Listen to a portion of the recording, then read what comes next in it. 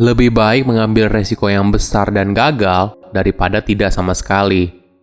Halo semuanya, nama saya Michael. Selamat datang di channel saya, Sikutu Buku. Kali ini saya akan bahas buku The Ride of a Lifetime karya Robert Iger. Sebelum kita mulai, buat kalian yang mau support channel ini agar terus berkarya, caranya gampang banget. Kalian cukup klik subscribe dan nyalakan loncengnya. Dukungan kalian membantu banget supaya kita bisa rutin posting dan bersama-sama belajar di channel ini. Buku ini membahas soal pelajaran apa saja yang didapat oleh Bob selama menjadi CEO dari Walt Disney dalam kurun waktu 15 tahun. Bob pertama kali diangkat menjadi CEO The Walt Disney Company pada tahun 2005 saat kondisi yang sulit.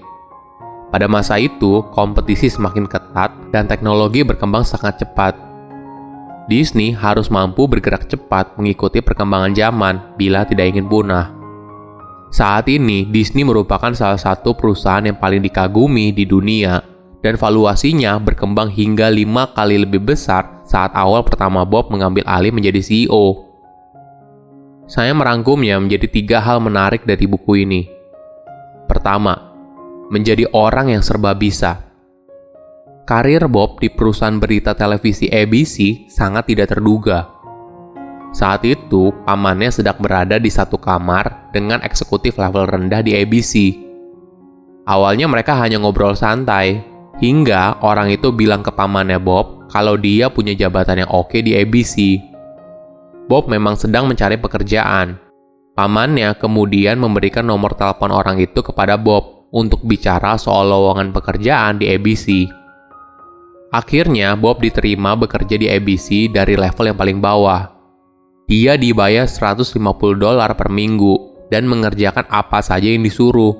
Misalnya, datang jam 4.30 pagi ke kantor untuk mempersiapkan lokasi syuting, mengatur tukang kayu, tukang listrik, dan mengerjakan apa saja. Bob dikenal dengan pribadi yang serba bisa, bahkan hingga dia dipromosikan untuk bekerja di ABC Sport.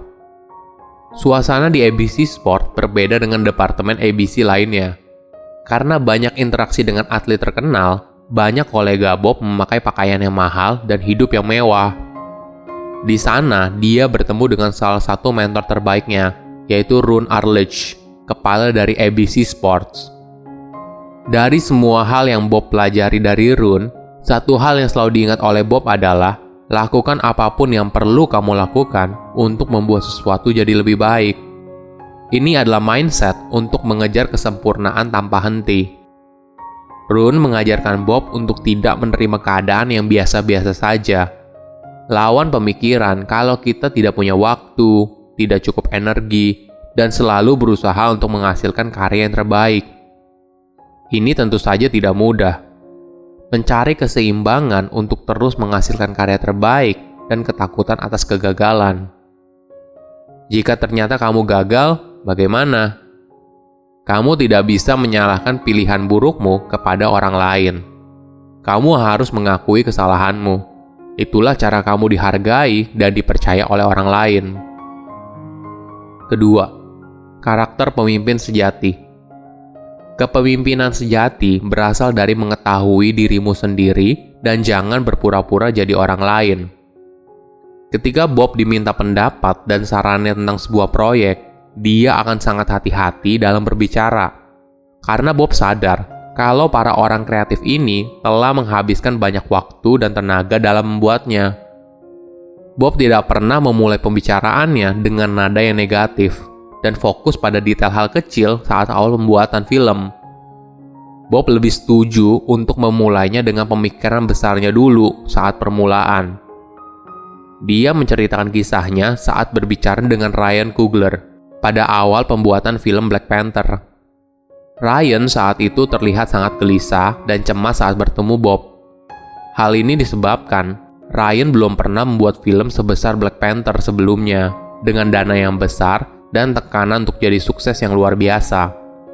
Bob sadar akan hal itu dan berusaha empati pada Ryan. Bob mengingatkan Ryan kalau dia punya kepercayaan besar kalau Ryan bisa mencapainya. Empati adalah salah satu karakter pemimpin yang bisa melahirkan kreativitas. Itu adalah cara Bob merawat kreativitas di dalam tim Disney.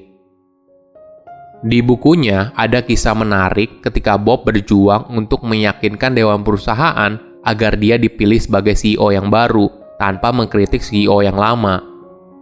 Bob bilang ke dewan perusahaan kalau dia tidak akan fokus ke masa lalu, tapi fokus ke masa depan. Dia juga tidak mengkritik kinerja CEO lama demi keuntungan pribadinya. Setiap kali ada pertanyaan tentang kesalahan Disney di masa lalu, kesalahan CEO lama, Bob dengan jujur berkata kalau dia tidak bisa mengubah masa lalu. Bob tidak ingin bicara soal masa lalu dan hanya akan memberitahu kemana dia akan membawa Disney ke depannya. Ini adalah karakter pemimpin yang dewasa. Banyak pemimpin ketika menjabat posisi baru terbiasa menjelekan pejabat lama agar dirinya terlihat lebih hebat. Padahal, apapun yang terjadi di masa lalu pasti ada alasannya. Yang paling penting adalah apa yang kamu lakukan di saat ini dan di masa depan. Ketiga, berani melakukan hal besar. Pada tahun 2006, tidak lama setelah Bob menjadi CEO, perusahaannya sedang mengalami penurunan. Bob tidak memilih untuk memperbaiki kinerja internalnya, melainkan memilih untuk mengakuisisi Pixar untuk memberikan nafas baru bagi Disney.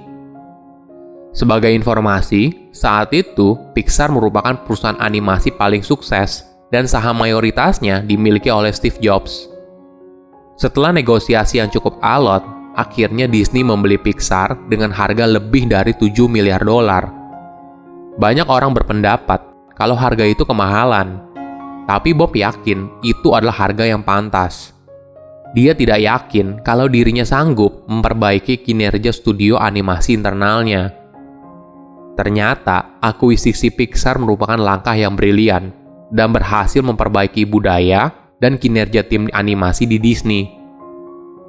Sebelum mengakuisisi Pixar, Bob juga punya ide besar untuk mengembangkan bisnis video streaming yang berisi semua konten yang dimiliki oleh Disney. Ini tentu saja dilema, apalagi di tingkat dewan perusahaan. Saat itu, Disney telah mendapatkan uang yang cukup banyak dari platform streaming atas semua film Disney yang diputar di sana. Tapi, jika Bob membuat bisnis video streaming sendiri, artinya dia akan kehilangan semua pendapatan dari platform streaming lainnya.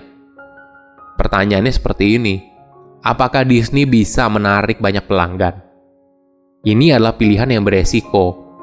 Bob sadar, untuk membuat Disney bisa bertahan di tengah perubahan zaman, Disney harus berani berinovasi. Jika kamu ingin inovasi, berarti kamu harus selalu memberikan ruang untuk kegagalan. Itulah dasar pemikiran Bob untuk tetap pada pendiriannya. Bob tidak menyerah. Dia sadar, agar bisa berhasil, Disney perlu memperbanyak kontennya dan melebarkan target audiensnya. Inilah alasan Bob membeli perusahaan studio lain dengan harga yang mahal, yaitu Lucasfilm, Marvel, dan 21st Century Fox. Ternyata pilihan Bob benar.